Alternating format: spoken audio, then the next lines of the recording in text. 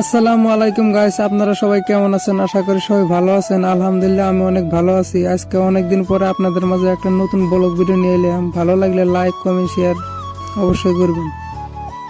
আর guys আমরা অনেকদিন পরে আজকে গেতাছি, একখানে সভা আছে, সভা দেখবে। আর আমি কিন্তু একলা গেতাছি না, আমার সাথে হাফজুল আছে। কে যদি হাফজুলে চিনে থাকেন কমেন্টে অবশ্যই জানাই দিবেন।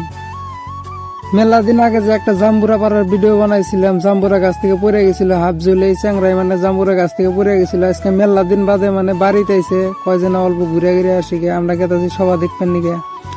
আর গাছ গেতি গেতি একটা সুন্দর একটা লোকেশন আইসি, দেও মজা লাগছে লোকেশনটা যতই মজা লাগছে কিন্তু ভিতরটা অতই ভয়ঙ্কর। কারণ এই চাম্পার মুড়িদ বাস করা আমরা যত মানুষ আছি সবাই এই চাম্পা নদীর সাথে যুদ্ধ করে বাইসে আছি। এই নদীর ভিতরে যে দেখতে পাইতেছ পোস্টের খুঁটি গুলো সব এখান বাড়ি ঘর ছিল আর মাটি আছিল। আজকে দেখো কিছুই নাই, সব নদী নিয়ে গেছে। আর গাইস ফাইনালি আমরা আইসে সভা পাই গেলাম গা। সভা তাইসে দেখি সবাই একবার ফাঁকা, একটা মানুষ নাই। আর মানুষ থাকবো কোন দিকে? আমরা আইসি দিনে বেলা, মানুষ হবো রাইতে।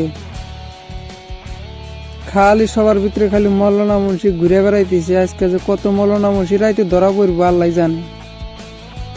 দেহ মৌলানা মুন্সি গুলা খালি দোকান পাট দিয়ে ঘুরে বেড়াইতেছে। আমরা আইলাম দেখি, খালি দেহ গেদি পোলাহান দিয়ে বোঝাই সবার ভিতরে। কোনে থাকবো মৌলানা মুন্সি, কোনে খালি গেদি পোলাহান আর গেদি পোলাহান সবার ভিতরে।